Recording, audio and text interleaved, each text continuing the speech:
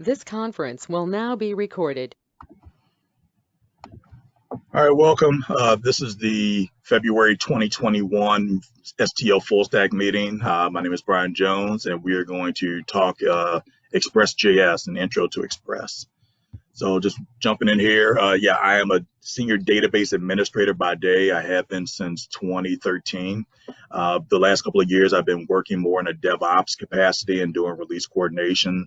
And I have some personal experience with PHP and Postgres, MySQL, and Nginx, but nothing too advanced and nothing professionally polished. And all that's to say that I'm not an Express expert or a Node expert or even a JavaScript expert.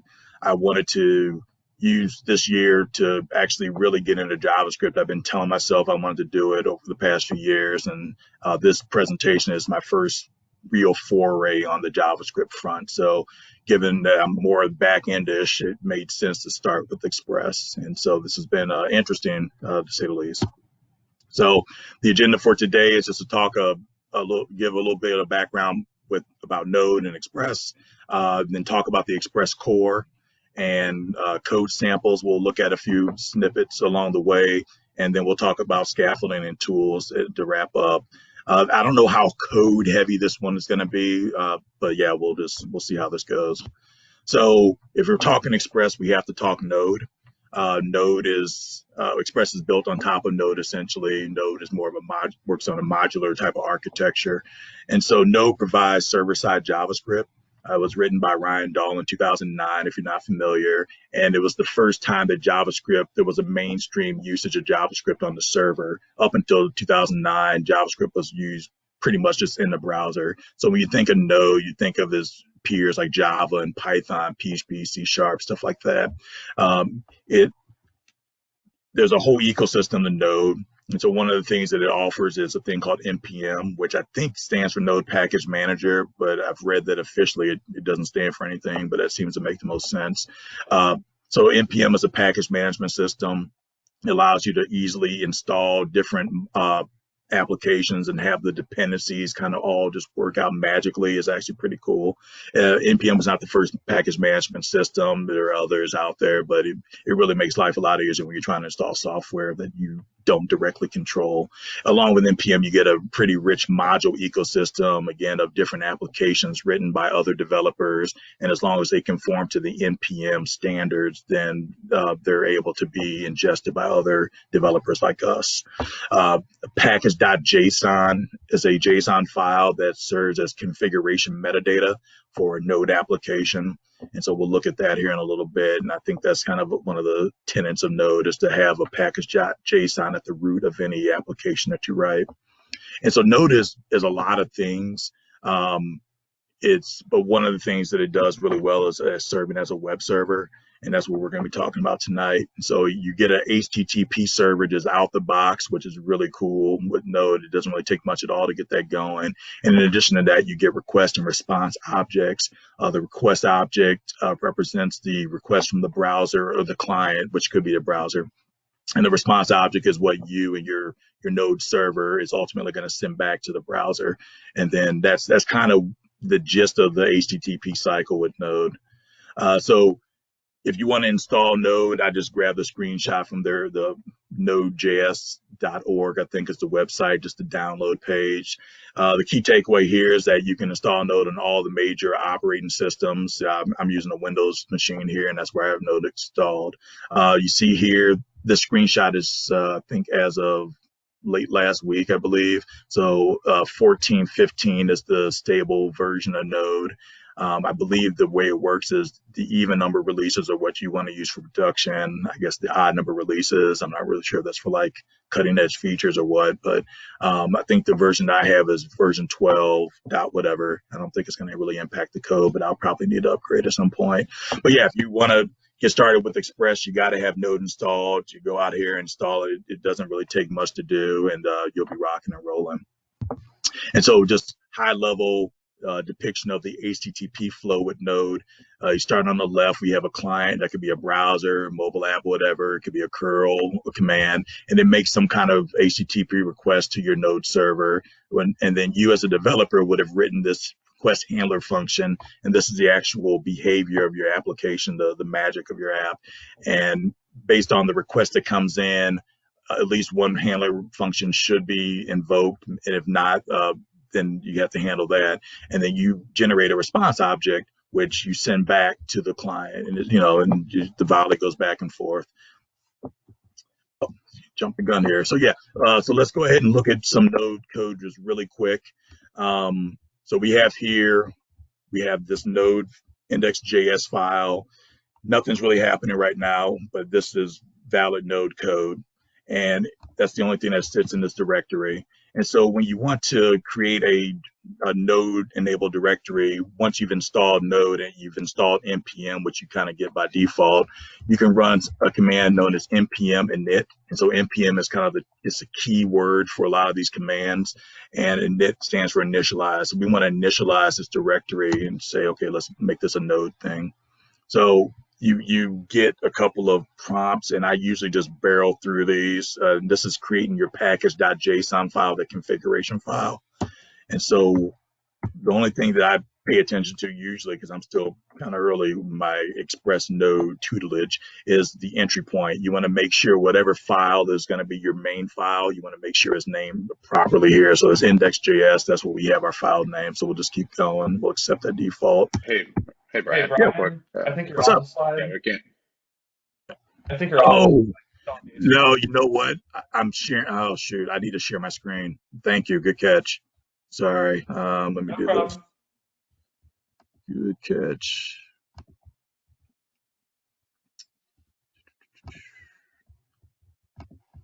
All right, let's try this again.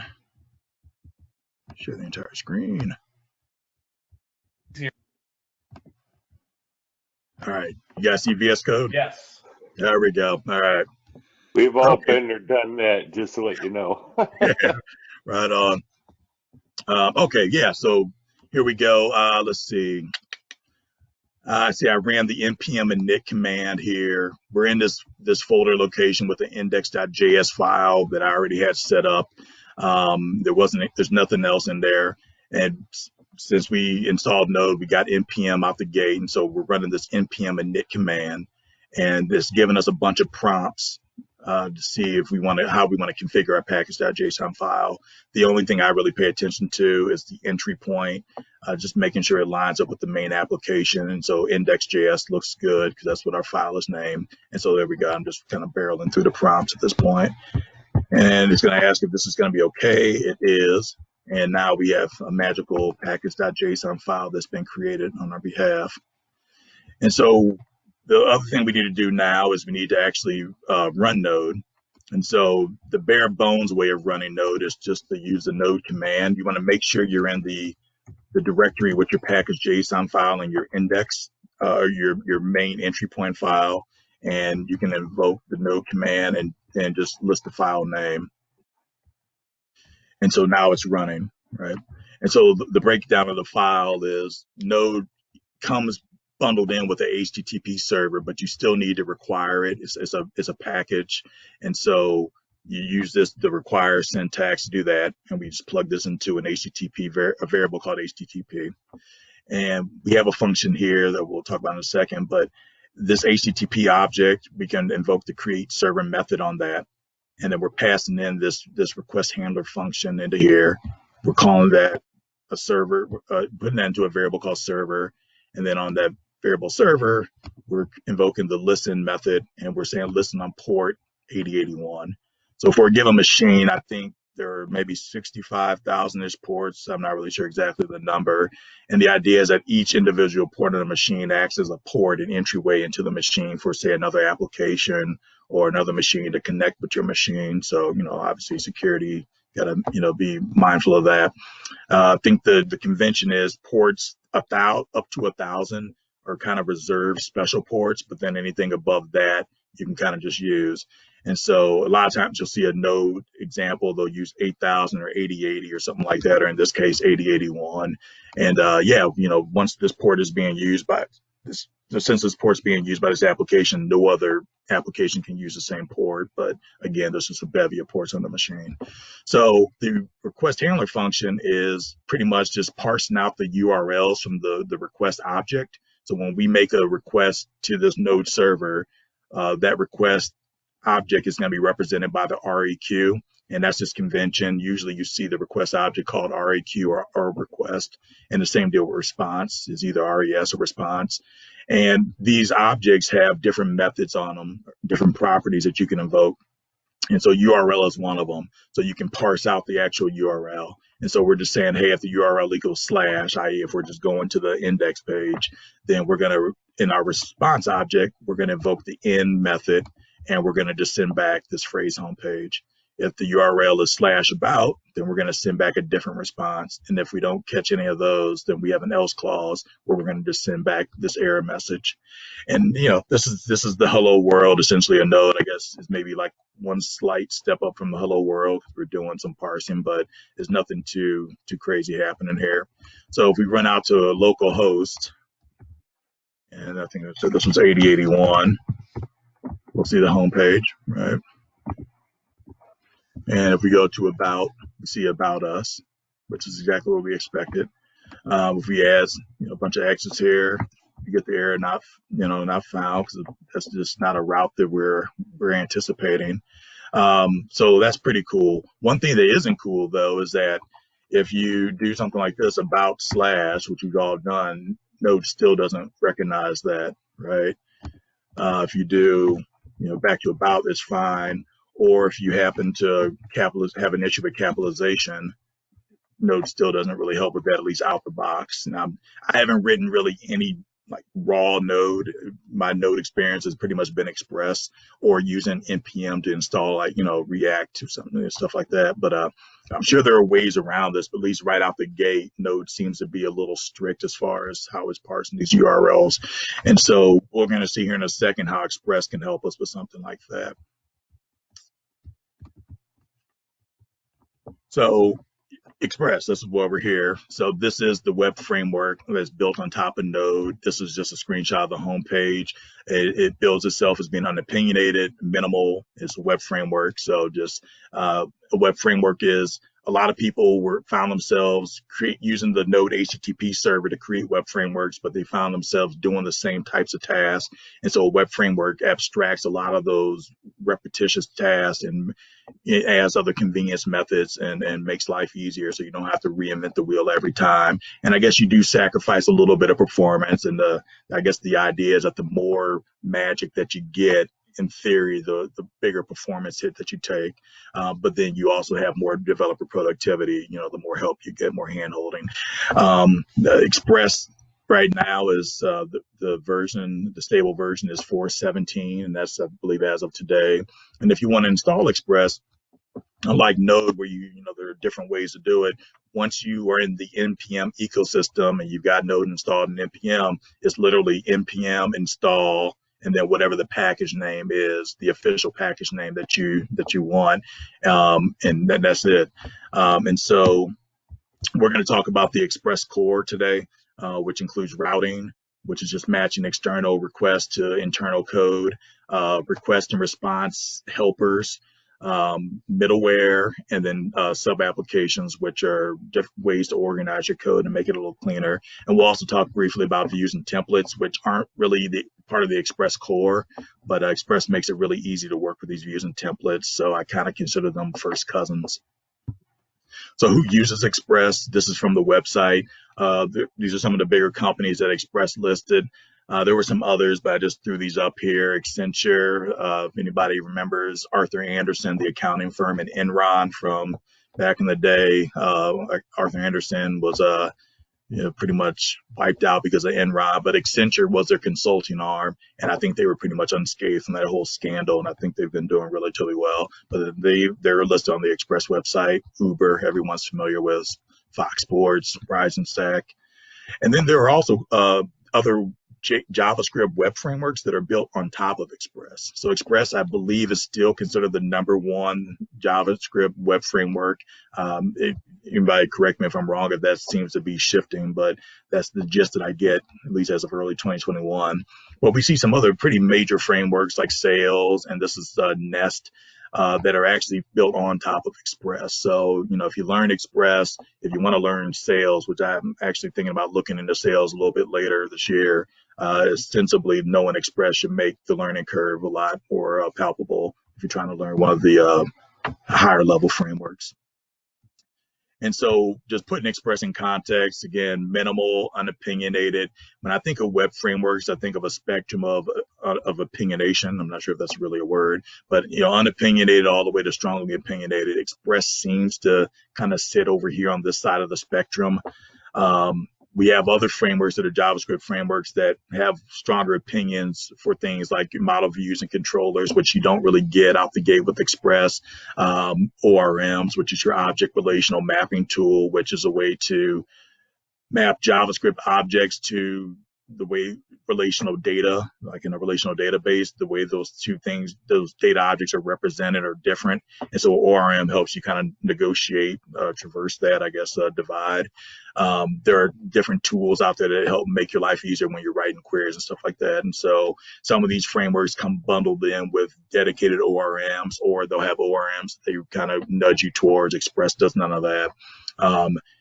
In Meteor, in the case of like databases, I don't know if this is still the case in Meteor, but Meteor used to be a full stack web framework. So it had opinions on the client that you needed to use. I think maybe Blaze or something like that. And then obviously the Meteor, interior, and then even MongoDB, it seemed like it really wanted you to work with Mongo. And I don't want to say that was the only database you could work with, but I think they don't necessarily have as much opinion on the client side anymore, but I think Meteor seems to be one of the more strongly opinionated web frameworks out there in JavaScript land. And I would love to hear if somebody else has a different assessment. That would be awesome. But yeah, in Sails and Happy, more opinionated than Express, it seems like.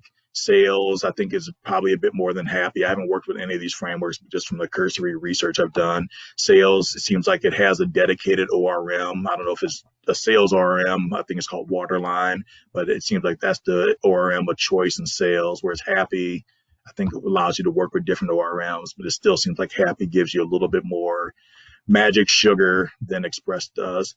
And then on the other side, we have a framework called Koa, which, and I'm going to butcher this guy's name, the creator of Express, TJ Holowachuk. I'm not sure if that's right or not. I apologize if you're listening, TJ.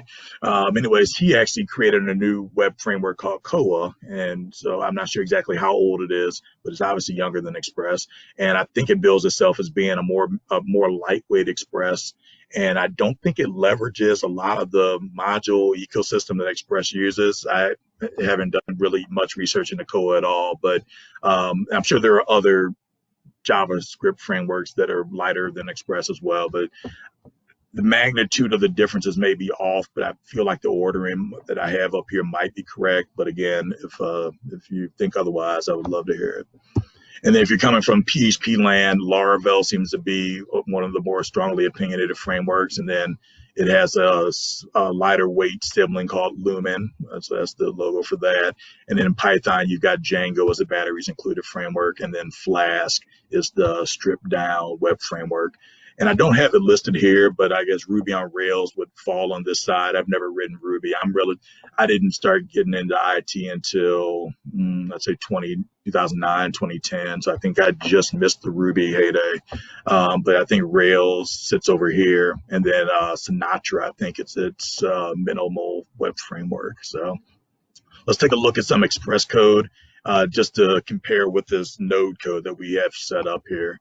So I've tried to pretty much write the Express code to match what this piece of Node code is doing. And so similar to Node, we need to initialize our directory, the location of our Express app. So we'll do that here with the npm init command. And yeah, just go through entry point. I guess it picked up that app.js was the only file here, so it automatically just knew that I wanted app.js, so I don't have to make any changes there. Now we get our package JSON. So we have one extra step. So whereas with Node, we were able to just kind of at this point just start running, we actually still need to install Express. And so we'll do that here with the npm install Express command. And once upon a time, you had to pass the save flag that was shown on the Express slide. And that by doing so, you would add Express to this dependencies object in the package.json file. But now I think it just does it by default, so you don't have to worry about that as much. But yeah, you see when we installed it, a new object was created in the package.json file dependencies, and we have Express listed as one of them. You also see that we now have a package lock JSON file, and we have this new folder called Node modules, which contains a bunch of stuff in here.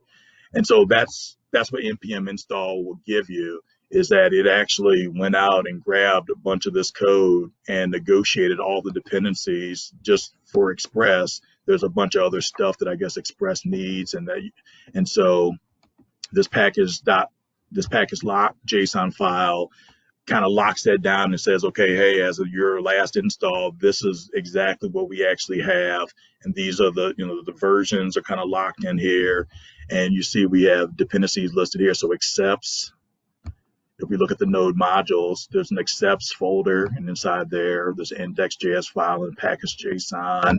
You see array flatten, there's an array flatten. You see a body parser, it's a body parser package in here. And like I said, each one of these have their own package JSON files, their own configuration files with their own dependencies. And I'm assuming npm is just going out and saying, okay, when I install body parser, I'm going to go look at this package JSON, look at its dependencies, go grab these packages as well, and do that for those. And that's why we have such a beefy list here. And then if you want to crack into the index.js files of these packages, which I never do, one of the courses that I used in prepping for this presentation, the teacher talked about doing this and just kind of just going out looking. I'm just really skittish when I do this, so I don't want to mess anything up, and but I think this is like the underlying code of what's being utilized. And so yeah, we got the function body parser here. We're actually returning this function, the body parser. We got our next function here, which is a piece of middleware we'll talk about later. But yeah, so that's npm kind of takes care of all that stuff for you. And I guess the mental model that I kind of have right now is I consider package.json my grocery list, right? This is what I expected to go get from the grocery store. And the package lock is actually the receipt of like all the crap that I ended up buying, all the impulse purchases and stuff like that. And the Node modules are the groceries, like that. And I got to actually lug this stuff up. This is the heavy groceries I got to take back into my place. So, like I said, for any of the stuff that I'm talking about, if you think that the middle model that I'm working with is off or you got something to add, please let me know. Like I said, I'm still just trying to feel my way around here. But anyways, yeah, so we've installed Express. We got that listed. We installed all the dependencies and dependencies of dependencies. And you see that it didn't take long at all to do all that. And so that's really awesome. Like I said, I know npm's not the only package manager that does that. It's just pretty cool just seeing that in action. So now we need to actually run our Express app. And you see down here, we're listed on port 3000. And so we'll invoke it the same way we did our Node app. We're just going to do Node app.js, and we're going to be running on port 3000. You see here we have to actually require Express, just like in the Node we had to require the HTTP server. When you require Express, you don't have to explicitly require HTTP. Express will do that for you. We plug that into an object Express, which we then, I guess, invoke here. We push this into an app variable called app, and this represents the boundaries of our application. And so we've got the two routes here. We've got a slash and a slash about, and we're just listing on port 3000. So if we go to localhost port 3000, we get the home page, right? Get about us page. Oops. If we add a bunch of stuff, it doesn't really know what to do with that. but if we add that slash, it's smart enough to recognize like, oh yeah, you still want the about. We're not gonna that, and then it will also manage the capitalization issues. So I know this isn't cutting edge, but the key takeaway, the point I want to make is that already from this very early stage, you're seeing the help that Express gives you, versus Node. And like I said, I know there's easier ways to do what I showed in Node. I'm sure there are easy workarounds, but you just don't have to think about that kind of stuff when you're using Express. You got to think about other stuff. So yeah, let's get into the core of Express. Let me just stop here. Is there any questions or thoughts? Like I said, I can't really see any of you guys right now, so I just want to make sure I'm not just barreling through. I thought that was a very interesting analogy with going to the store for your package.js, package.json. Pretty interesting. Oh, thanks. Yeah. Probably pretty good analogy. Oh, cool. I appreciate that. Yeah. I actually just thought of that the other day. Yeah. I did notice one thing when you install Express. I did a line count of the number of lines in the basic install, and it was a little bit less than 22,000. Now that was a sort of a simple check, like it includes blank lines and everything. So I just did a simple check of the total number of lines. It seems to be fairly lightweight compared to other frameworks that I've seen. Well, at least I've seen PHP frameworks. So yeah, it was talking about, it was slightly less than 22,000 lines compared to 1 million lines that I've seen before. Oh wow. Yeah, that didn't surprise me. I've never done a line count, but yeah, I'm sure some of those PHP frameworks, especially depending on the ones you're messing with, like Zend or something like that, or some of the older ones, I bet those are some pretty beefy line counts. It was Symfony that I was checking. Oh, okay, there you go. Yeah, Symfony. Yeah, I never worked with Symfony. I think Silex is its like little stripped down, cousin, I guess. Yeah, okay, yeah. I mean, they're powerful, right? I mean, those lines of code are giving you functionality, but yeah, there's a lot of stuff to maintain and kind of wrap your head around. I'm glad you're talking about this, and it's like a light framework, because I have never used frameworks. I've been programming for a very, very long time. Okay. Decades, and I didn't use frameworks. And I was feeling like using Symfony. It was the first framework I've ever used. Oh man, wow. Okay. And I was like, I don't think frameworks are worth it. But maybe they are. It's a lighter framework like we're looking at here. Right. Yeah, I think I kind of err on that side. I haven't been programming for decades, but now talking about that in one of my last slides. But yeah, I kind of like where Express kind of sits, and I think all else being equal, especially as it pertains to dealing with the data, I kind of would rather have a little bit more control, a little more configuration over convention. But yeah, it sounds like you went from opposite extremes, man. Like you went from nothing to jumping in the deep end with Symfony. So there's definitely a middle ground. I compared an app that I wrote 12 years ago by hand, like no framework, nothing. It was actually slightly less than 65,000 lines of PHP code. Now that includes blank lines as well, so I didn't do it like a source lines of code count. But compared to 1.1 million lines in the Symfony framework, so that's why I was kind of like, oh my gosh, is it worth it? So, right. Anyway, that's all my comments for right now. Yeah, no, and just last thing, I know that's I'm assuming that was pre-Laravel, and I've never actually really worked with Laravel, but it seems like that pretty much took over the PHP universe as far as web frameworks go. So I'd be interested to see like how many lines of code Laravel has. I mean, I know it's going to be more than probably your 65,000, but yeah, I think that was one of the big benefits of Laravel, that it wasn't quite as bloated, but it still gave you a lot of bang for your buck. So yeah, very cool. Yeah, well, thanks for the thoughts. Yeah, so let's talk about the core of Express. So routing is the first thing I think of when I think of these web frameworks. I think of HTTP verbs and paths to resources and how to respond to that. So that's why I started with routing. So yeah, this is just essentially how your application will match those incoming requests to a specific piece of your code. So you think of your HTTP verbs like get and post and stuff like that. When that's combined with a path to a resource or resources on your machine, the combination is what comprises a route. I also see endpoint being used, but I just kind of settle on the route definition. And so these HTTP verbs, these four post get, I meant to put in here instead of update, but this should read put. I'll change that for the final slides, and delete. You're indicating your intent. So when you want to post something, you're saying you want to create, some piece of data.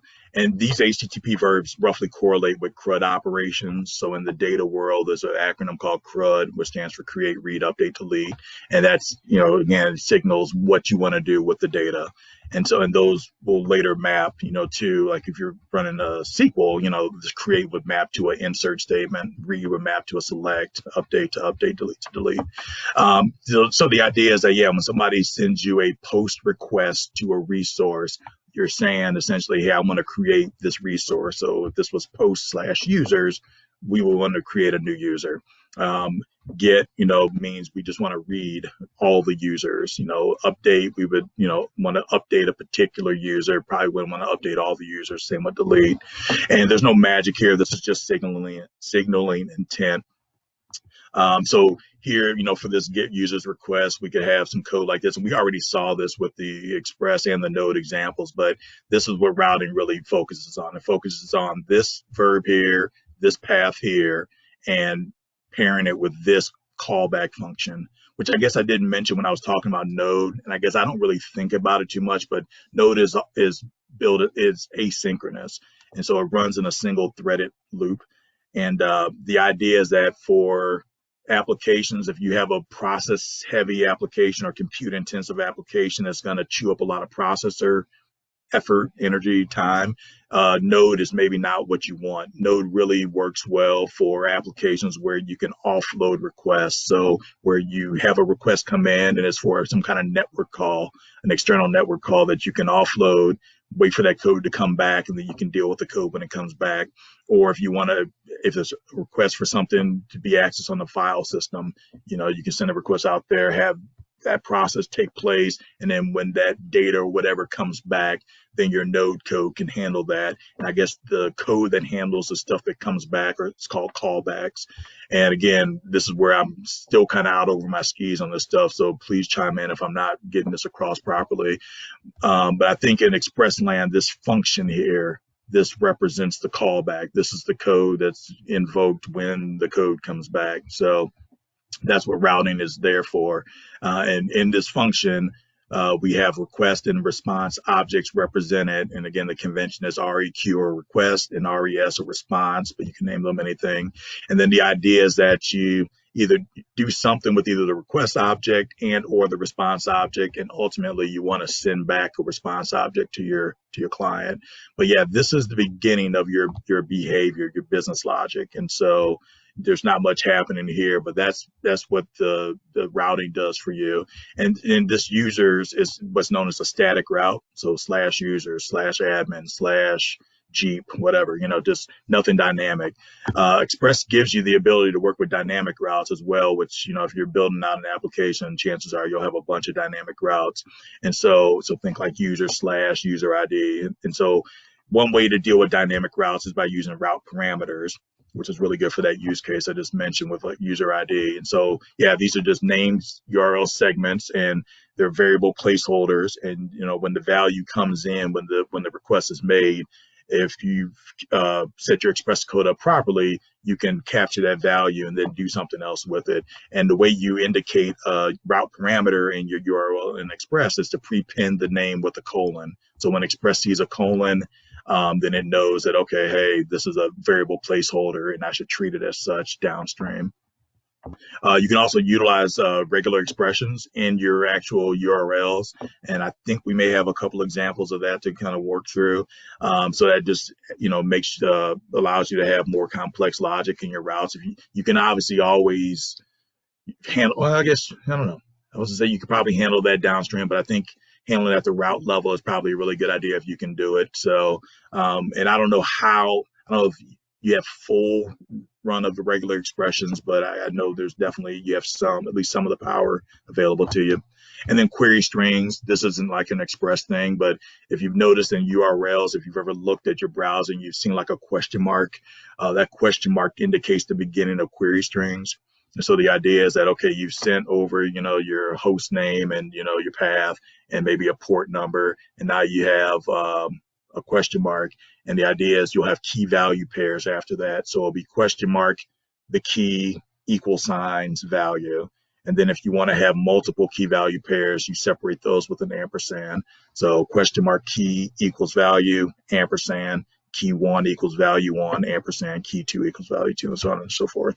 And Express gives you a nice way to access those values and, again, do something with them downstream. So we'll take a look at some of this stuff now. Let's see here. So this is our running Express app. I'm just going to copy over it. We still have our initial home page route and about route, but now I've added a bunch of other routes that will show some of the power of this. Not going to show all this stuff. I'm not sure if it's worth quite that. But yeah, some of the ones that are a little more, I don't know, noteworthy. So let's see. So we'll start here. Let me get a little dual screen thing happening. All right, so yeah, so still about and home will work as we expected, but now we can do something where, well, the period, I guess, yeah, I'm not sure why I included that. Yeah, Express will use periods as literal, so if you put random.txt and it'll pull that back. But yeah, looking down here, we've got this AB plus CD route, and so if we do something like AB CD, that'll match. Whoops, no, I guess not. What the hell? Oh, that's no good. Well, if we do something like ABB CD. Oh, no. Okay, no, this is good. Did you All right, yeah. reload? Did you? No, yeah, in the rehearsal I got this. I completely forgot. Yeah, you're absolutely right. We got to reload this. So we made changes to the Express app. Good eye. So we will do Control C. Tool, Brian. Yep. There's a little tool I'm not sure if you're aware of. It's called NodeMon. Yeah, that's the next word that I'm. Oh, okay, okay. All right. Yeah, no, I had this lined up better in the rehearsal. I just completely flubbed it right there. Yeah, so the idea is, yes, we're going to do Control C just to stop the server, and we could just do Node app.js to spin this thing up again. But to your point, we could do something where we install NodeMon, which is short for Node Monitor, and I think that's the command to get that. And again, you're in the NPM ecosystem, so that's all you need to do to install it. The G flag is to make it global, which you probably want to do. And I've already done this, I won't install it again, but yeah, Node Monitor, what you do is once you have that installed, and it just takes, a couple seconds to get, instead of doing Node app.js, you do NodeMon, whatever the name of your file is. And as you see, we get a little more verbiage here. And yeah, so now it's even telling you, hey, I'm going to restart at any time, right? So we've got this, so this now should, we should be catching this stuff, right? So we match with this A, B, C route. If I were to do, let's see, change this up real quick, like AX, CD. Well, it matched with a route further down, but we could also do something like this, AX. What happened here? Oh, whoops. And so we just matched with this route. And so, yeah, I didn't have to stop the server and restart it. NodeMon just automatically picked up the changes. And you'll start to see as you make more changes, this block of green, hopefully it'll be contiguous and it'll just keep showing you that it's restarting and restarting. So, yeah, good eye. Excellent eye. Out of here. So, yeah, there we go. Just, set that back.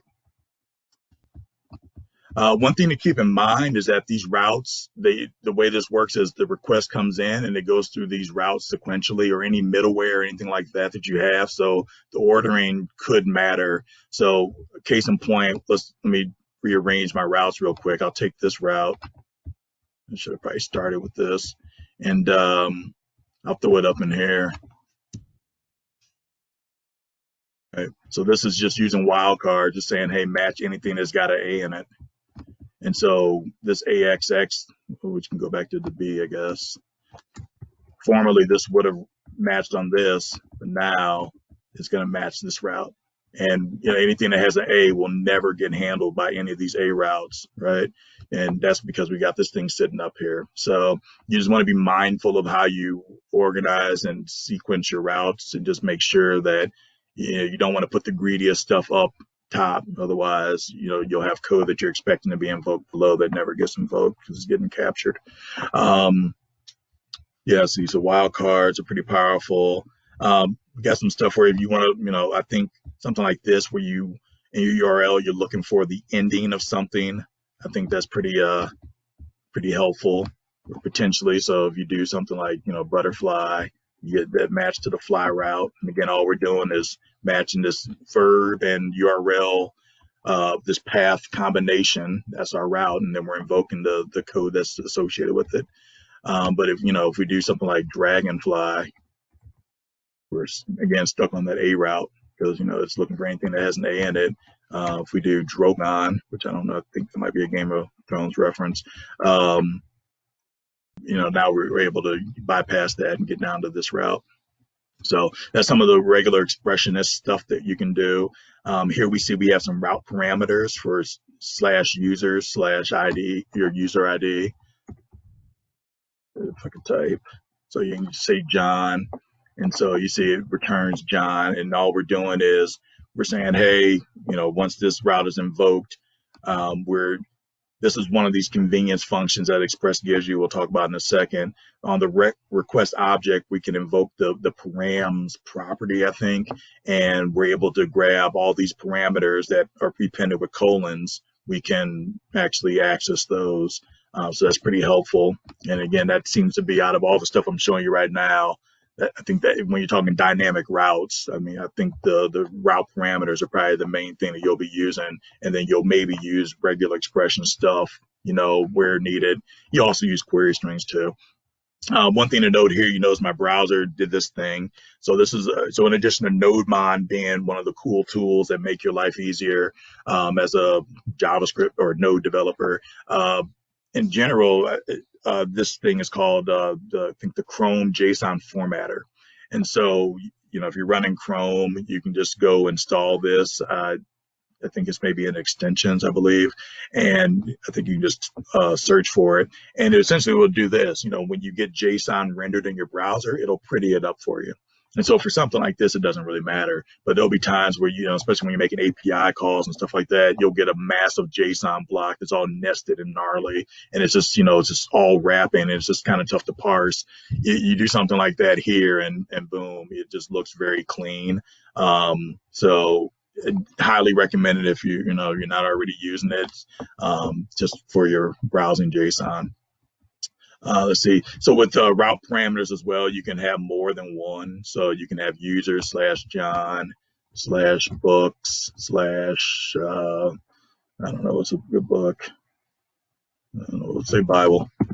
So John Bible, right? So and then the parameters are smart enough to be able to grab those. And if we wanted to just specifically focus on just one of the parameters, probably what you would do, if you want to take that parameter and maybe store it in a database or do something else like that, we do that. And so here, I'm not sure why it stops rendering JSON at this point, but you see now it's just focusing on this parameter here, and there's no magic. It's because we've named it user ID here. If we want to grab the books ID, we would just grab book ID and plug it in here, and it'd be the same thing.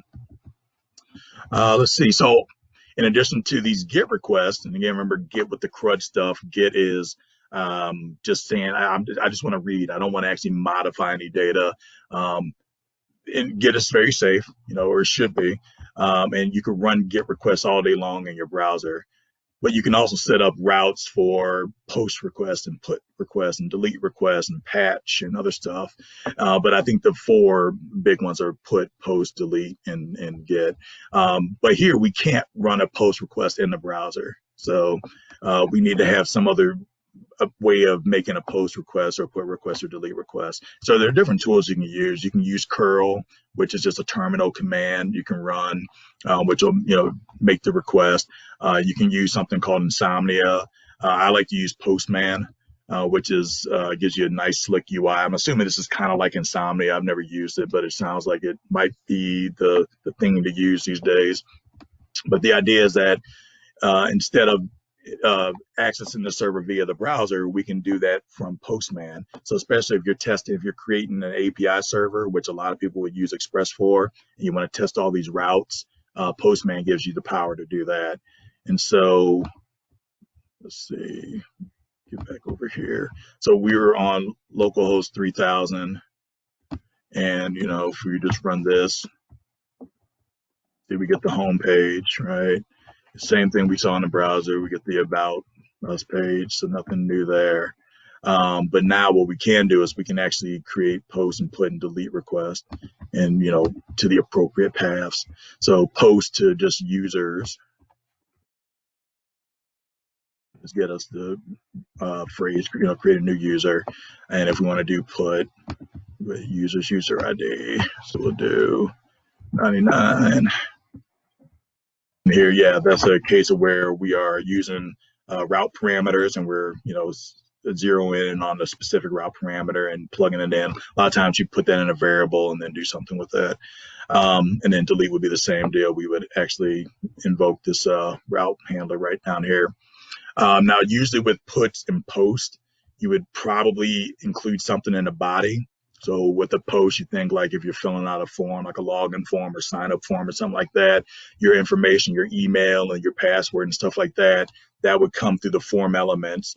And so there's a way to pick those up on the request on the Express side, but you can simulate that without having a form in Express. And I don't have the code to capture that. I want to do a follow-up hopefully here in the next 2 or 4 weeks and actually have that set up. But if you want to do that in Postman, if you want to make a put or a post, you would just select your body type. And actually I have a slide for this, so I'm kind of jumping the gun here. But yeah, if you're trying to mimic form data, you would use something like this.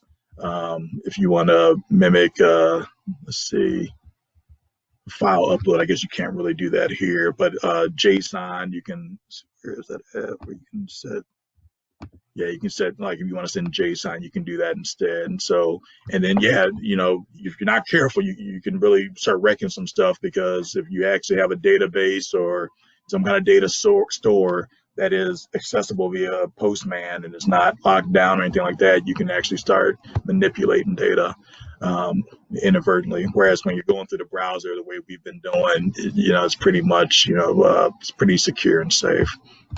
So those are some of the routing mechanisms that Express gives you to kind of help make your life easier.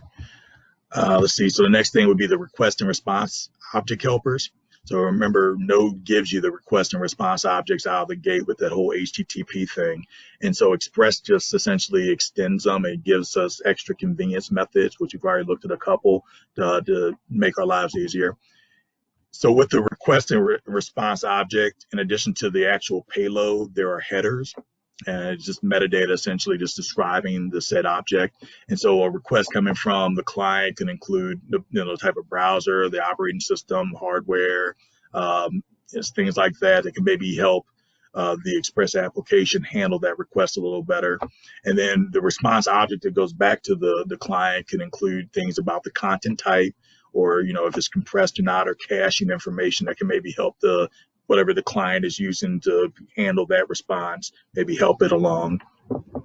And oh yeah, here's the body stuff that I was just kind of showing you in Postman. So in the request, if you have a put or a post, chances are you will also, in addition to the URL and the HTTP verb, you'll have a body. And so this is some of the formats that the body can take, so for form data is this thing.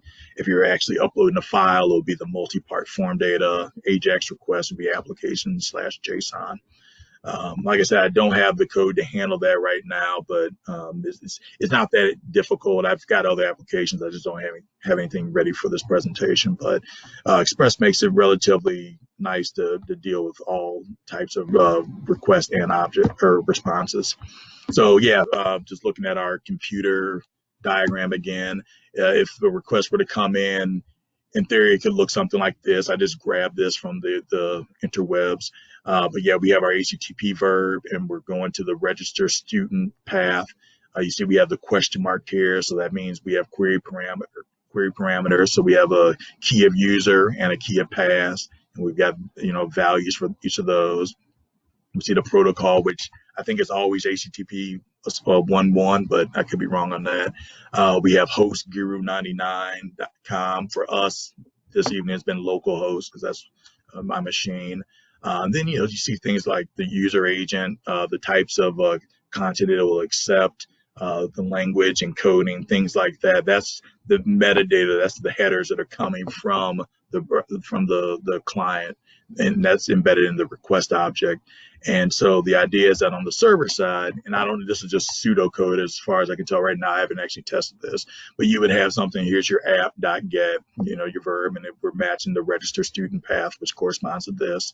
And this is our callback function. And we're using a simple if block, and we're saying, hey, okay, that request object Express gives us this accepts method, I guess, and it's looking for HTML, and it's saying, hey, if this request accepts HTML in here, which it does, then go ahead and for the response object, send this back. We're going to send back HTML. Otherwise, we're just going to send back text. And again, I don't know if this is a legit code. I'd have to run it, but that's the gist. That's the idea. Express tries to make your life easier with stuff like this. And then again, Node, you can do all of this in Node, but it's easier to do in Express. And so from the documentation, there's a bunch of different properties and methods that Express will that helps you with. And so I just pulled out some of the more interesting ones here. So rec.body, that's when you have the post parameters. That's what you would want to do to parse the payload coming from a post request. Cookies, relevant cookies to your application. You can get those from the request object. The IP address of the request object you can maybe get. The params, I think we looked at already. That's how you can grab those name parameters in the URL that are prepended with colons. You use rec.params, and then maybe dot the name of the parameter if you want to zero in on that. Query is how you would actually access those query parameters. So the stuff that comes after the question mark, you would access the key names via this. And you can run rec.secure to return true if the connection is secure. So that's great, especially if you're running like an API server. And if there are any subdomains included in the request, you can grab those here. And on the response side, there are less properties that Express will help you with. There are more methods that it helps you with, but it's all, the same. Res.cookie, you can actually set or clear cookies, which I haven't done that, but it seems like that'd be really helpful. Res.end we've seen, I think, where you just want to end the connection. Now the documentation says you're ending the connection without sending a response. I'm not exactly sure how that works. It seems like I'm still sending something back when I do res.end, but if somebody has, I'm not sure exactly what the difference between res.end or res.send is. It seems like it'd be roughly the same, but maybe there's certain things you can send with the res.send that you can't send with the end. I know I'm saying end and rhyming a lot. I'm not trying to. But yeah, format, if you can send different content based on the accepts headers that come from the request object that could determine how the format you send back. And I'm thinking here is maybe for an API server. So chances are you're dealing with the API server, you're dealing with JSON, but XML is still a thing. And so maybe that's where that would come into the picture. And then res.json, you just want to send JSON back, redirecting if you want to redirect somebody. So yeah, render we'll talk about a little bit with the views. And status, you can set the status code. The default is 200, but you can easily set that here. So like on a post, right? So a GET request, if a GET request is successful, that should get a 200 status. But I think a post, if you create something that's successful, I think 201 is technically the right status you want to send back. And so I think it would be something like res.status parentheses, and inside the parentheses you just put 201, and you can change some of the stuff. And yeah, Express makes it really easy to do this kind of stuff. Let's see, I don't have code for this. We're just going to move on to middleware. We've already seen some of this code in action, so I didn't want to, we're past A, so I'm going to kind of grind through. So middleware. So this is the third concept of Core Express, and I would love to hear other people's thoughts on the definition of middleware. I'm assuming I'm not the most expert or knowledgeable Express person in this meeting, this presentation. And so the idea is that middleware is a software that sits between the request object and the response object, and it does stuff. And with Node, I believe that when you're creating a web server, you have one gigantic request handler that pretty much does all your code. And I'm sure there's ways you can break that out, but I think you probably have to do that kind of more by hand. Whereas with middleware, I think it allows you to decompose your code into small reusable chunks. It also allows you to incorporate third-party functionality. So code that you didn't write, you can now incorporate and take advantage of in I guess a structured manner. You need to pay attention to the next keyword if you're using a piece of middleware, if you're creating a piece of middleware. If you don't, the idea with middleware is that a piece of middleware operates and then it moves the request object to the next piece of middleware or a request handler. And the way it does that, the mechanism is this next function. And so it must call it, or it could end the response as well, which usually I don't think that's the normal use case for middleware. I think it's supposed to kind of pass through to the request handlers, and those will be the ones that do the res.send or the res.jsons. But there are times where you can actually terminate, and you may want to actually have middleware terminate. So, this little picture over here kind of just depicts in the picture what I was just talking about. A request comes in, and you can have cookie parsing middleware. Then you can have body parsing middleware that operates on the request object. Then you can have a logger that operates. Then you can have authentication that happens, and then all the way down to a request handler, which will be the thing that actually sends back the request or the response object, which will terminate that turn of the wheel, so to speak. The Express docs have this pretty cool skeleton of a piece of middleware. It's not really doing much, but I thought it was just kind of helpful just to see the pieces of it. So we've got our Express and our app objects. And then down here, we've got on the app object, we're saying for any GET request coming to the home page, the index page, we want to invoke this piece of middleware. And we know it's middleware because of this next function. So in addition to having access to the request object and the response object, middleware also has access to this next function, and it needs to be invoked inside the code. And so this piece of middleware obviously does nothing but, calls the next thing in line. But the idea is that above this next inside this code is where the middleware magic would happen. And then assuming you wanted to proceed, you would invoke next. And if there was another piece of middleware after it, then that would catch and start doing its own thing. And at a certain point, response goes back out to the client. That's not the case here. We don't see anything, but I thought this was really helpful. It just really helped me when I was first wrapping my head around Express. So this is the flow of middleware. This is very similar to the Node flow that we saw earlier. So the client request comes in, the Node HTTP server is still in effect, even though we're running Express, and it just quickly hands the request to Express if we're running an Express app. And the idea is that, we're going to take this request and we're just going to start invoking different pieces of our middleware stack until we get to a request handler or some kind of termination of the response. And then we'll send that response back to the HTTP server, and that'll go back to the client. And for me, I don't really think about Node too much, but I've only been writing Express for a little bit. But once I'm writing Express, I'm not really thinking about Node per se. So this is definitely happening underneath the hood. I don't know when you would need to explicitly start thinking in terms of Node and not Express when you're creating an Express web app. If anybody's had to deal with that, that'd be great to hear. I don't have the I guess the scars to have a story like that as of yet. But yeah, I think this is the idea of the flow, and yeah, it's just a logical example. A request comes in, login middleware is invoked, login finishes, then we can run some authorization middleware. The user's authorized, then we can move on to the secret info middleware, and then we can respond with that. If another request comes in, it goes to the same logging and the same authorization, but if the authorization comes back negative, then this other piece of middleware is never invoked. And either this piece of middleware here can terminate the response itself, or it can move down to maybe error handling or something like that. And the docs talk about 5 types of middleware. So you have application level, and that's the stuff where you bind to that app object. So we've seen a couple examples of that.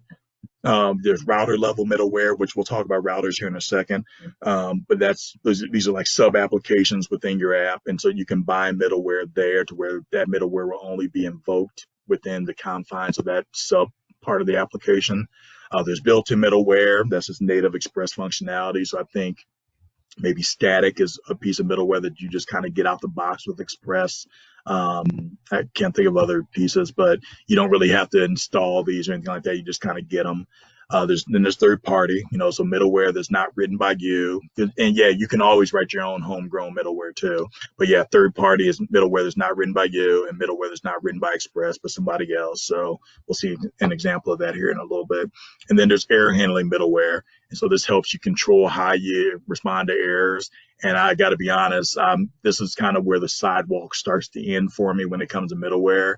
I was trying to wedge an example in here, and I just still don't quite have my head wrapped around fully wrapped around the whole error handling thing. So let me just back up here. So this middleware is a 3-parameter signature, right? Request, response, and next. That's how Express knows that this is a piece of middleware. And so it's going to be looking for a next function to push on, or it's going to be looking for some kind of termination of the response. Otherwise, it'll stall. If you want to have error and handling middleware, you would also prepend this with an error. I guess it's an object, and I think ERR is how I usually see it identified. And so now we're talking about a 4-parameter signature, and that's how Express knows that, okay, hey, this is error handling middleware. And so it treats it differently, and you can have a series of error handling middleware. And as long as you're still within that error stuff, like you don't go back and invoke any of your normal middleware until you're out of the error handling process. And if that sounds goopy, that's because it's still goopy up here. But yeah, right now I know that there are 4 parameters in the error handling piece of middleware, and that there's a different error handling path, I guess, that you kind of traverse down until you're done handling the error, and then you may or may not come back to the main thread, or you may just terminate the response at that point. So if my intention is to do a follow-up, and so hopefully I'll have a little more concrete understanding of error handling middleware. At this point, I'd like to ask anybody, because like this is one of the bigger bugaboos that I have as far as Express. Does anybody have experience dealing with error handling middleware? Do you like it? Do you not?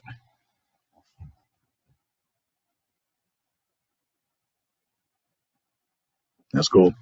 Yeah. And I'm assuming that it's a thing for like a legit Express application to have error handling middleware created.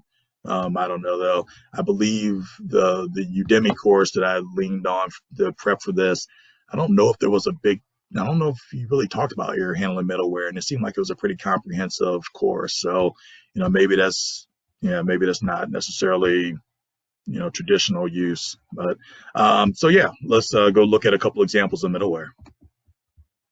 So we're going to stay with our same Express app that we've been running. Now we're going to copy over. So I've created a couple pieces of janky homegrown error or middleware, not error handling middleware, just regular middleware. So this is this stuff here. And again, this just underscores, I can't highlight, this just underscores that, middleware isn't magic, it's just code, and you can write it yourself. So I got these two pieces, request time and request method. And you see here, we've got the next functions in addition to the request and response objects. And all we're doing for the request is we're just doing the date now. And I tried to implement some kind of formatting, but it's giving me goofy dates. But anyways, yeah, we're pinning that to the request time or the request object, and then we're pushing on with next when this is invoked. And how we're actually invoking it is down here. So on the app object, that's coming from Express. This is the total boundaries of our application. We're not using get or post. We're using the use method. And that's just saying any type of request that comes in on this object, we're going to invoke this request time piece of middleware. And I have a couple of these routes where I actually just take request time and I just print it out just so we can see it happening, but it is happening on every single route. And I've got it down here as well. So we can go to Postman and take a look. Let's see here.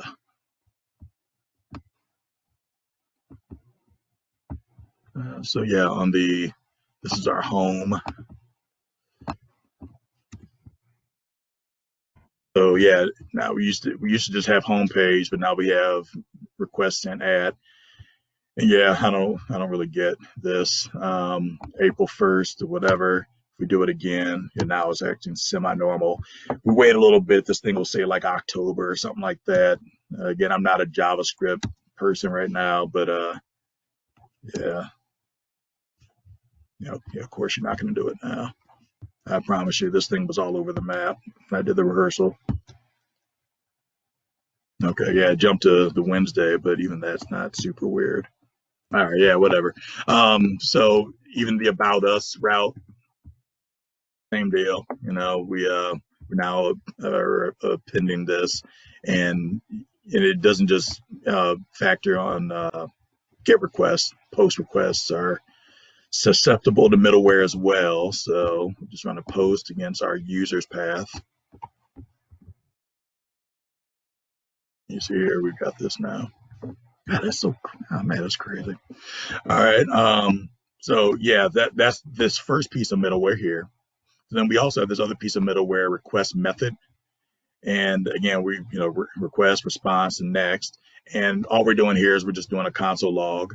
And we're just saying, hey, we're going to log out request type and then what the method is. And again, this is coming from the request object. Express gives us this nice little convenience method to grab, what kind of method it is. So, and then we're pushing on with next. And so this piece of middleware is called request method. And how we're invoking this is we are mounting it. Again, we're just used. So any HTTP verb that comes in, that's fine, but only when it's on this path, right? We're mounting it to this path now, and this is what we're mounting. And so that's our users /ID where that stuff starts. Yeah, so this stuff like down here. So if we go to HTTP or to Postman, sorry, let's see, get and users / we'll stick with John. So here, the usual, we're just printing that back out. But now you see down here, we've got the get method, right? And same deal if we do a put on it as well. Doing our update stuff, but now here we're going to see we got a request to put. But if we go to just the home page, right, we'll still have that one piece of middleware invoked that's being invoked for everything, right? But we're just printing it out here. But then down here, there's no get, right? Because this wasn't mounted to that. So that's a way that you can have middleware only be invoked where you want it to be invoked. So that's pretty helpful. We'll show it next. I'll show an example of third-party middleware. So thus far, we've been logging ourselves, but there's a piece of middleware called Morgan, which is a nice piece of logging for development purposes. And more importantly, we don't have to write, the code is already out there. So you notice I just saved the NodeMon, refreshed, and it's screaming because it doesn't recognize this thing called Morgan, because we haven't actually put it on the grocery list and gone to the store and gotten it yet. So let's do that now. We're in the directory with the package JSON. It's as simple as npm install Morgan. And we're not going to do it globally, even though that may make sense. But yeah, we're just for this package. And now if we look over here in package JSON, we see we have Morgan added to our dependencies list. And if we were to look in node modules, we'd see it down somewhere. Oh, of course, you made a liar out of me. Where's Morgan? Let me refresh. There we go. There's Morgan right there. And it would also be in a package JSON file as well. So we've got Morgan now, and I believe NodeMon should have picked up. And you see now it's back to showing all green, which green is always good. And now we can actually start utilizing Morgan. So we still have our pieces of homegrown middleware. We're still mounting those. But then now, well, first we have to require Morgan. So using the require syntax and the name of the package. And we're going to put in this variable called logger. I think by convention, you normally will have the variable be named what the package is. But sometimes, like when I'm learning stuff, that just kind of makes it tough to know exactly what links to what. And so I just, changed it up to logger just to show like, okay, this is what really links to this. It has nothing to do with the fact that it's named Morgan. But yeah, normally I think I would probably just call it Morgan. But yeah, so we're going to say app use, and we're looking for logger and short. And I think this is a Morgan convention to where you have to add whether or not, I guess, the level of verbosity. And so I think short is the least verbose login that you'll get with Morgan. I can't remember. I don't think it's like, I don't know if it's verbose as the other one that give you more readout, but short is what it is. And yeah, we're just saying, hey, on every request, do some logging. So if we just run this good here. So still doing that with the weird date, but then now you see we get this login here that we didn't have before, and it gives us the request method.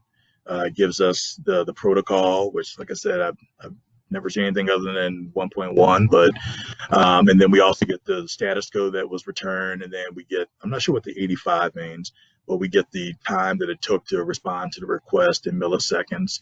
And yeah, I think this will work for any and all routes the way we have it set up. So 88. Yep. Yeah, sorry, I was just wondering that 85 might refer to the number of bytes that were returned. I'm not sure. It's just a guess. Okay. Yeah, that's, yeah. All right. Let's see, 26. Okay. Yeah, so I actually want to look into the Morgan documentation before this presentation, and just, how it is with time, so it got away from me. But yeah, I'll definitely put that on to-do list to check it out. That makes sense. So, but yeah, and I know this isn't like, earth-shattering, but it just shows how easy it is to, work with middleware that either you wrote, or middleware that Express has written, or middleware that some other third party has written. I think those are kind of the steps. You want to install it, you want to require it, and then you want to, I guess, not harness it, but you want to mount it somewhere. And then I think at that point, if you got it all three of those things kind of lined up properly, you're able to utilize other pieces of middleware.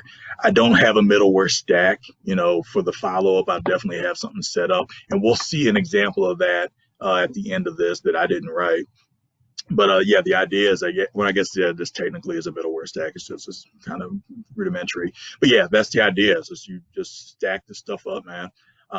So yeah, that's pretty cool. I don't know, like, if there's, obviously there's always too much of a good thing. So I don't know if most Express applications, if it's normal to see like a stack of 50 or 100 pieces of middleware, or if that's kind of getting silly. Again, I'm just learning, so not really sure about practical Express usage. But yeah, so the fourth and I guess final piece of the Express core, right, is the sub application. So we talked about routing, matching external request, internal code. We talked about the convenience helpers that Express gives us with the request and response objects to make our lives easier. Talked a bit about middleware and some of the things that we can do with that. But now we're going to talk about organization of our code. So if we're looking at this application that started off, and I guess I should have kept the the original version, but the original version was like maybe 10 or 12 lines. And, you know, there's a lot of goofy stuff in here, but, you know, still you'll see apps that are bigger than this. You know, this is 94. And so the code's starting to get unwieldy a little bit. And so it'd be nice to have this organized a little more cleanly. And that's where routers come in to the picture. So I guess they're officially called sub applications. But yeah, these are like mini applications within the app. And so, you know, they can include routers and helpers, or routes and helpers and middleware and all that stuff. And they're essentially just like that. This big app that we're looking at, there'll be another file, you know, a router file, and it'll contain a subset of that application that can do everything that the big app can do, with the exception of listening for requests. The big app is still a thing that will listen for the request.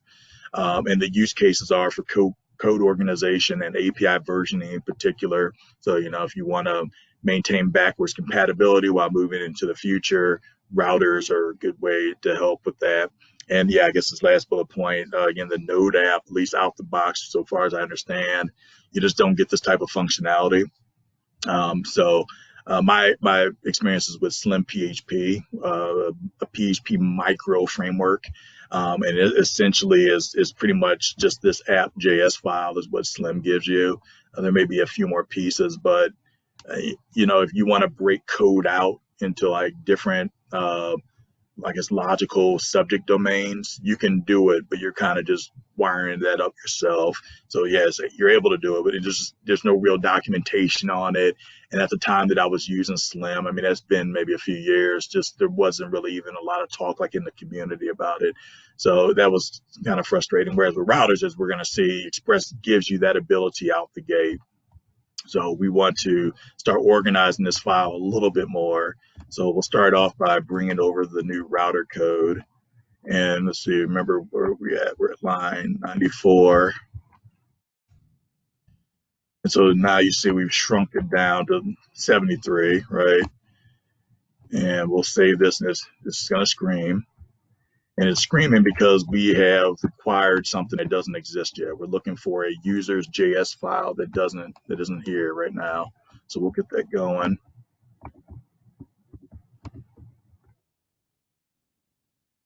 This is our user's JS file. All right. Yep. Now we're back to green NodeMon. And so what's happening is down here, I put a comment in somewhere. Yeah, we had a bunch of user routes, you know, user slash for like the post and the user slash ID and all that stuff. We've essentially just taken all that stuff and brought it over here into this file, right? We just separated it out.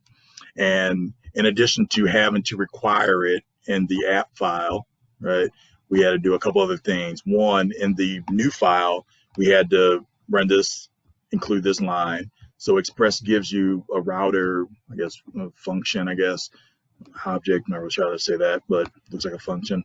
And we're putting this into a variable, conventionally is known, you know, to be router.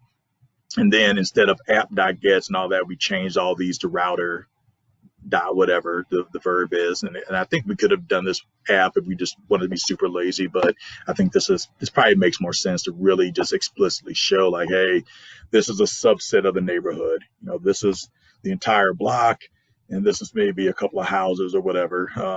Not sure that that's the greatest analogy, but yeah, this is just a little section that you've carved out in your application. And the other thing we need to do is we need to make sure we export this, right? Whatever we call this, we need to do the modules.export and get that out there. And so that's what allows it to be ingested, required elsewhere. And that's not an Express convention, or I don't even think it's a Node convention. I think that's maybe just raw JavaScript. But yeah, once you do that, you can really easily organize your code to where it's not just one big massive file, right? And so in theory, if I did everything properly, nothing should have changed really. Right, like we should still, when we do this, user 88, get that, and we see Morgan is still being invoked here. Let's try another one, let's make sure. Post users, we get that. And even that middleware piece, oh, I guess, yeah, that was it. The middleware piece, oh, the request time thing, yeah. So yeah, we're still spitting out Yeah, I mean, yeah, I see these dates, right? Like it was started off April 1st, now we're up to April 10th.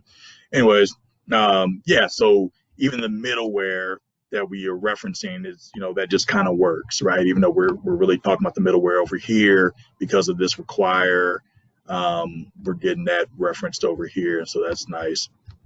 The other piece that we have to make sure we have, and I forgot to mention this, in addition to requiring this, we have to also mount it as well. So we require this file, we call it users router, and then down here on the app object, we have to mount it. We want to use. I'm not sure if you ever want to do one of the HTTP verbs, and we're just saying use, and then anytime we hit the /users path, then we want to invoke this router, right? And that's from the file. And I guess, yeah, there's one other thing. We had to also change these routes. So previously we had /users in front of all these, and now we've gotten rid of the /users because that's being referenced here. So that would actually be a mistake if we kept the /users, because this would be looking for /users, and that's not what we want. So it makes your life a little easier too, where you don't have to, have a bunch of, if you know what your routes are going to kind of, or your routers are going to kind of be from the beginning, you can maybe, do the prepending up here where you just write that once, and then over here, so yeah, that's what's happening when we go to /users. That's hitting this is like essentially the home page for the users section of the neighborhood, I guess, so to speak. But everything else stays the same. And like I said, Slim PHP, at least as of 5-6 years ago, didn't give you this. You had to kind of cobble this together. And I don't know if there's more magic to it than what I've shown here, but yeah, I think if nothing else, I mean, it's just a really nice way to keep your code cleaner. Let's see here. We're winding this thing down. So views and templates, we're not going to show code. We're getting kind of late into the night on that. Well, we won't show the initial view code that I wanted. Maybe on the follow-up, I'll show that. But views and templates, this is not a core of Express. This is a way to embed variables into HTML files, and at runtime, those variable values would be, I guess, generated and sent to the browser for rendering. And so, yeah, I guess this is server-side rendering, which I guess seems to be coming back in vogue now. It seems like that was how it used to be.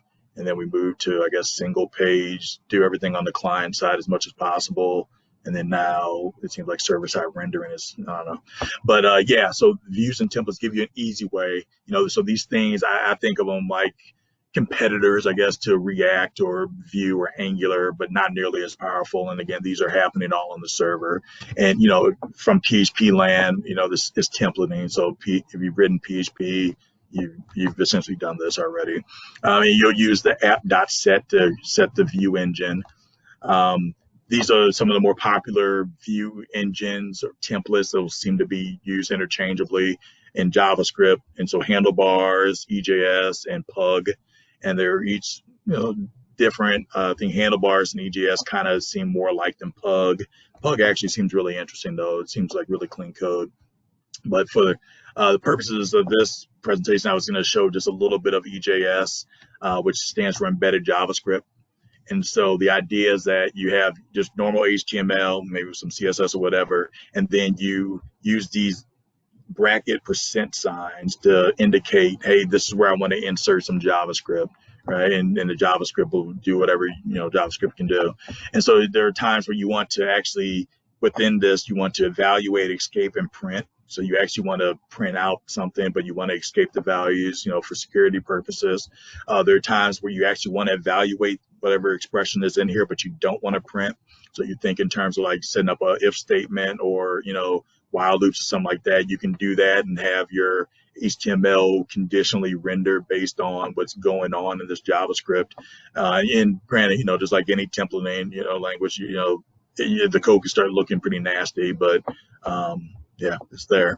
And then there are times where you want to evaluate print, but you don't want to escape. And that's when you actually want to render HTML. And you'll see that for partials, which it's not an EJS thing. It's just you're able to create little snippets of EJS code and you can reuse it. So I think a header or a navigation bar or footer, you can write that once and then just include it in other EJS files.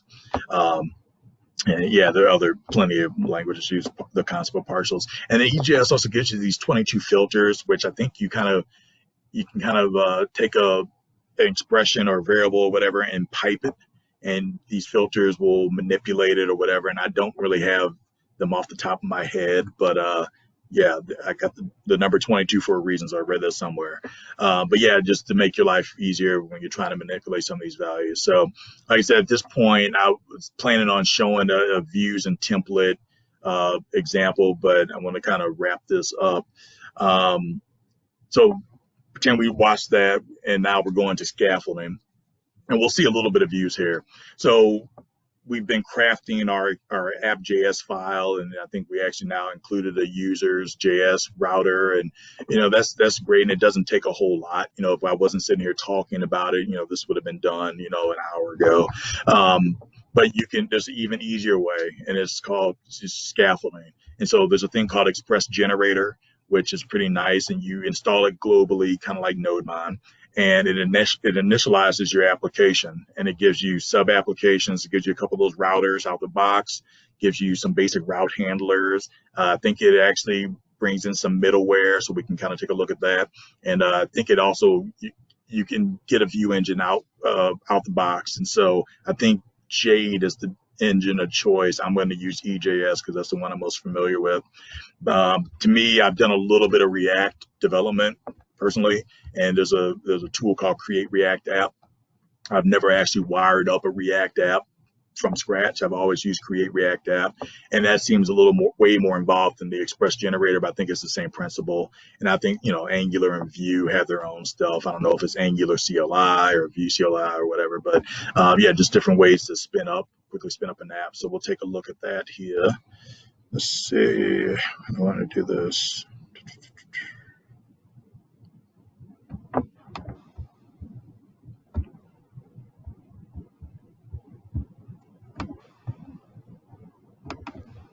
Jump in here.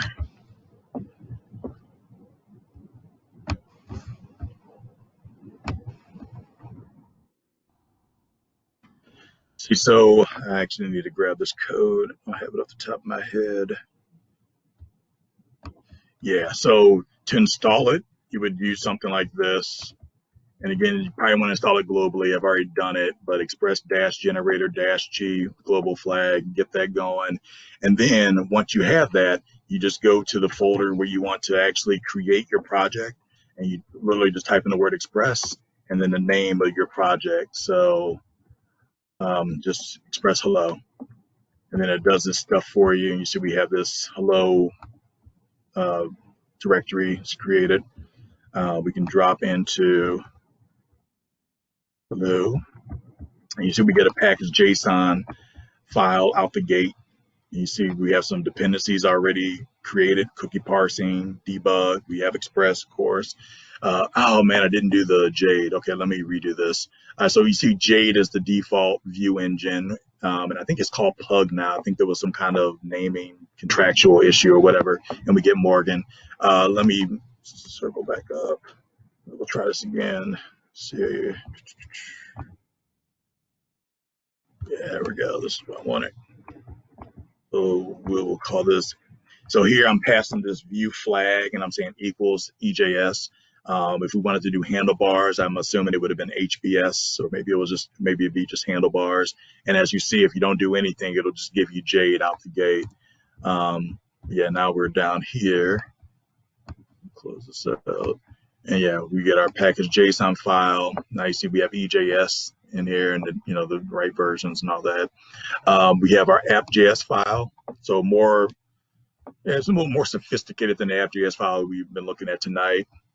We're requiring certain pieces of middleware that we know we're going to want to use. So path, which I think is what we're going to use to know where we want to have the views folder stored. Cookie parsing, Morgan, which we've seen already. And then these are a couple of routers, right? So we previously just had one. They start you off with two with this. Here's where we actually create or instantiate the actual app. And the variable is called app. And down here, we're running the set method on app. So we can actually set different parameters. So here, the views, we're explicitly saying, hey, take this path middleware, I guess, and invoke this join method. And we're saying the root directory we want to just go look for a views folder in the root directory. That's where we're going to find our views. And so you see here, this is the root and this is views. Inside here, we got a couple of views already set up for us with the EJS extension. Here's where we set our view engine. So you don't need Express Generator to do this. You just include this in your app. And as long as you've installed EJS or HBS or Jade or whatever, you're saying, okay, this is the view engine that I want to use. I think the norm is to only have one view engine per application, but I think you can have multiple if you want for whatever reason, but I think it does make things a little more complicated. And then you got some other middleware here, use logger, so at dev. So previously we were using short, so I guess dev is where you get more verbose logging. Express.json, I guess this is the ability to just send back JSON. URL encoded, I think this maybe has to do with, I guess, encoding requests that come in. I'm not really sure. Cookie parsing, and then static is a way to serve static files. This is that piece of middleware that I said was just kind of baked in Express. And here, if we look at our public folder, we're saying, hey, the path to static. Again, we're doing the join thing that we did here. We're saying the root directory, go look for a folder called public, and that sits here. And inside here, we've got some images and JavaScript and style sheets. And then here's where we actually mount those routers. So index router, we're looking for a folder named routes. And then inside that folder named routes, we got index.js, and then users, JS for users router. These are the routes that you hit. When you hit, you'll invoke these routes. And then there's some other stuff I don't really get down into. I mean, we have some error handling stuff down here, it looks like, which, I'll maybe take a look at this for my next presentation just to see how they're actually doing this stuff. And you see we have to actually do a modules.export, on this. And you notice there's no listen on this. The app that we had previously, we were actually listening to the port. And that's because with the Express Generator, they give you this bin folder and this www file. And, there's some stuff here where it's like validation stuff on the ports and stuff like that. But the main thing I usually focus on is this port number here. So if you notice up here, we're actually requiring the app. And that's why we had to do the modules export, because it was actually being required somewhere else. And here's where we're going to say, okay, set the port number to whatever. So we'll set it to 3009, or not 309, 3009. And somewhere down here, we got a listen method. So this port number, we got this, actually the server variable. This app is being passed into that server variable, create server, and then we're listening that server variable. We're invoking the listen method, and then we're in the port number that we're pulling. So we're just going to save that. And like I said, that's pretty much, that's the extent of my understanding of this file is really that port. So the idea is that if we look at package.json, we see that to start this thing up, it would normally be node bin ww, but we're going to do node mon. Let's see, let me jump into Express Talk in the public. So if we do node mon and www, right? Oh, yeah. I didn't install anything. Got to do that first. Let's see. So npm install. There we go. Got to go to the store. All right, there we go. And then now we should be good as far as running this. Okay, so node mon has started. We're looking at port 3009. Let's see where we need to go. So app.js. So index router is looking at this. So let's go. Let's go back to the browser, do old school. So localhost, that's at 3009. So we get this Express, welcome to Express. So what's happening here is,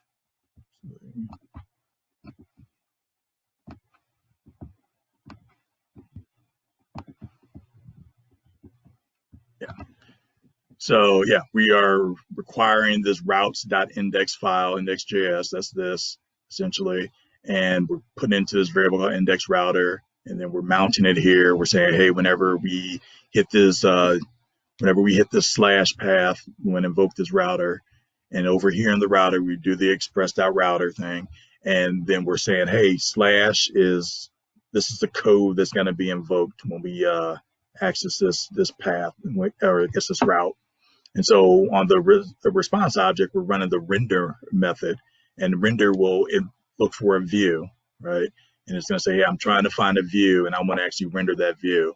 And so the view that is rendering is going to go look for an index file. And where is it going to go look? It's going to go look under the views folder.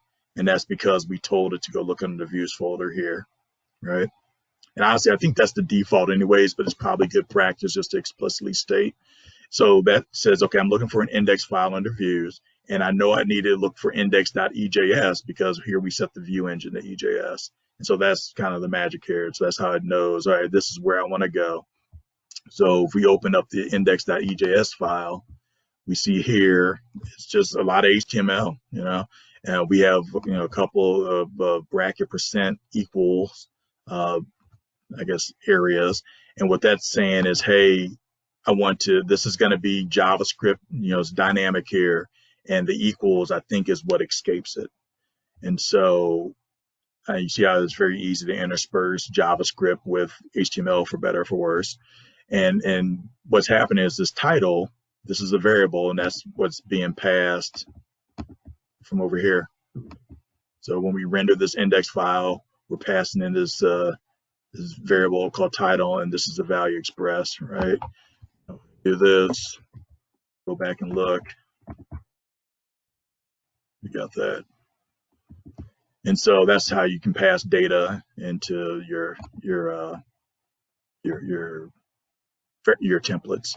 If we took off the equal sign, it wouldn't actually print this out. That would be if we wanted to invoke, an if statement or something like that. So we want to run JavaScript, but we don't want to print out. We would get rid of that. And if we wanted to actually, include HTML, like for a partial or something like that, then we would actually do minus. And so it would still print out, but it would just print the raw HTML. And so that's where you would see something like if we had to include a file like header, I don't know if it's includes or include, but be something like dot, header.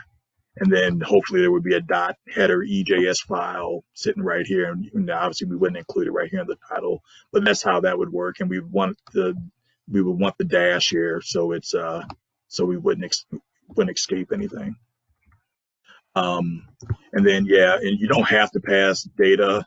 The other index or the other file this is the router. So whenever we go to /users, we're going to invoke this users router, and that's this here. And here we're just sending back just a regular response, right? So nothing too crazy here. That's that. So just wrapping this up, just recapping, this is the flow of an Express lifecycle. You have a client that makes a request to your Node HTTP server. It hands it off to Express. There's some middleware magic that you have wired up or somebody else has, and you just incorporate into your application where you're operating on the request object and or the response object.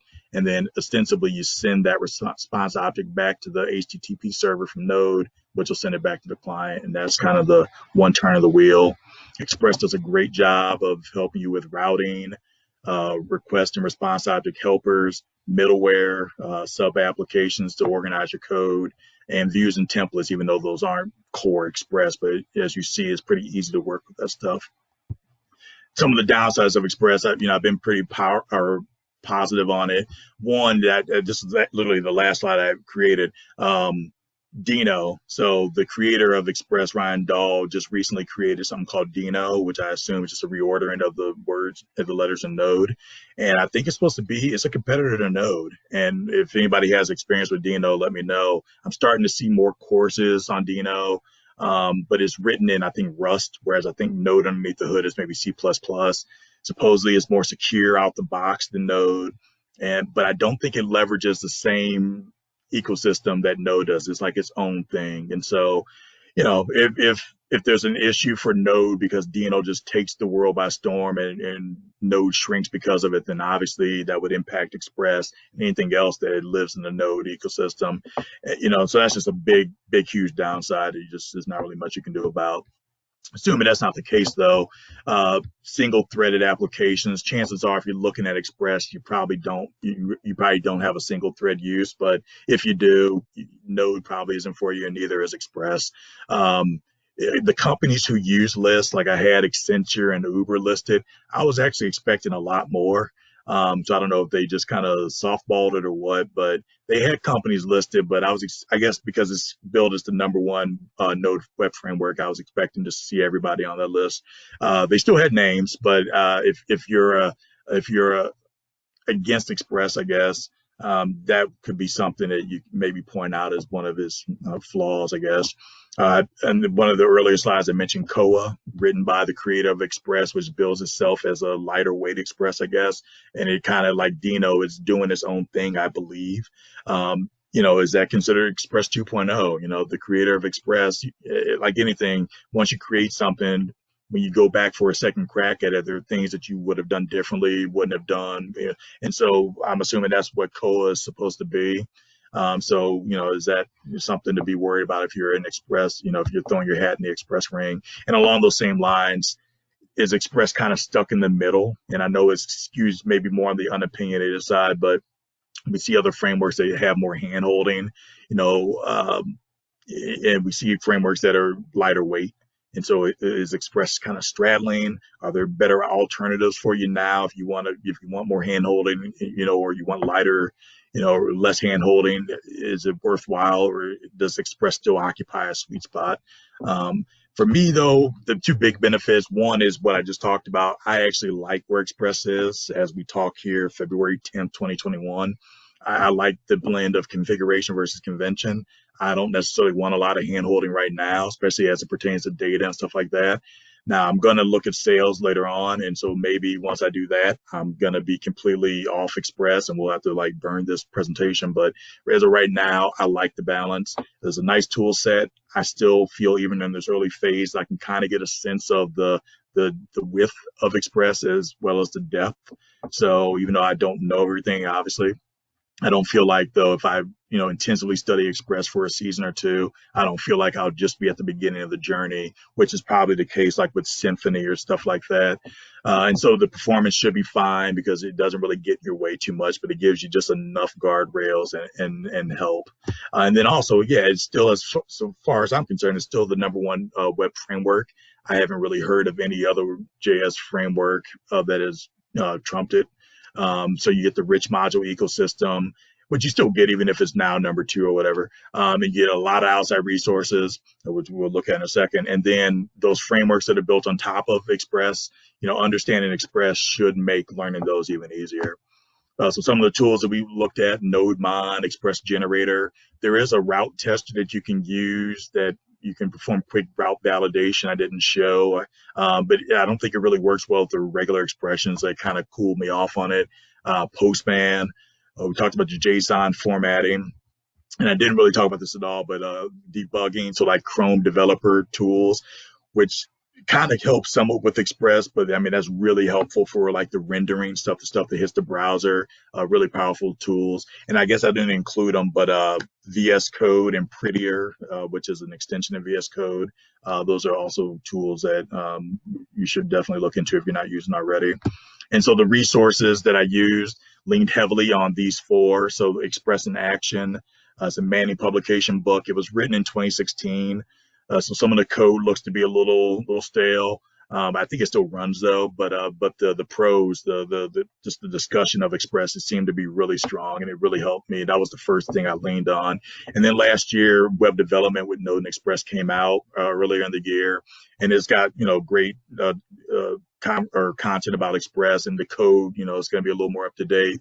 I will say the organization of the book it wasn't bad, but I definitely probably would have reordered it a little bit differently. But again, it's definitely worthwhile reading. And you don't get a lot of pure Express books out here. A lot of times you see Express kind of, within the mean stack or the MERN stack or stuff like that. And so most of it is dedicated to learning Mongo and React or Angular. So it's good to get like some hardcore Express books. Udemy course that I referenced a couple times, worth your while to check out if you're trying to get into Express. Seriously, it's a little dated. I think it was 2018 or 2019 was when it was last updated, but it's just like it says in the title, it's just Express. And so this is where I got the idea of using EJS as opposed to like a React or something to show like a view layer. And, because there's just a much smaller footprint with the templating engines. And so, yeah, this course is like 9 or 12 hours of just Express. He starts off talking about, TCP or TCP/IP and that stack and where HTTP fits and everything. And he doesn't delve too long into it, but it's just a lot of good stuff. And he's nice pace, good delivery. So Udemy, if you're not familiar, it's a bunch of courses written by by individuals, and they're always running sales. So if you go to Udemy, you see a course is for like $94 or whatever. Don't buy it unless you absolutely have to.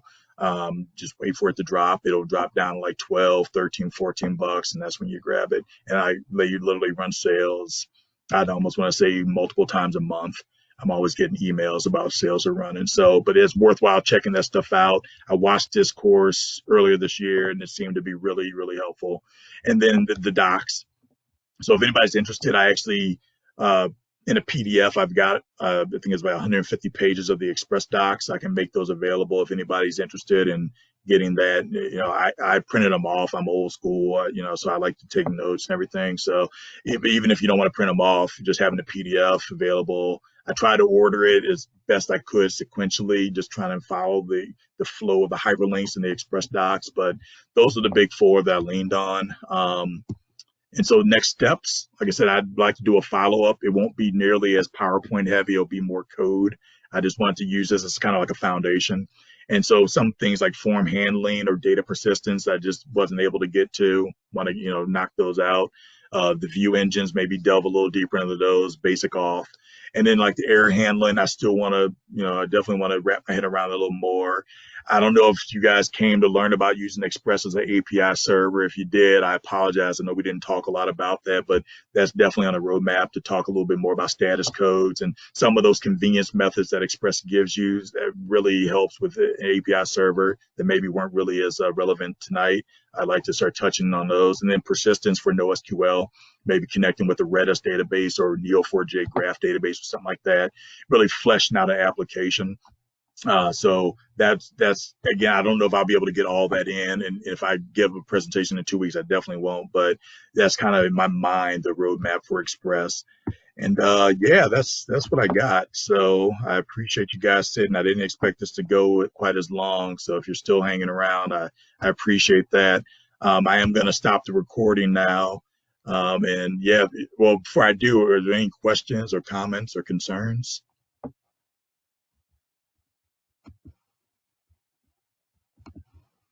Oops. Everybody go. Oh, let me stop the recording.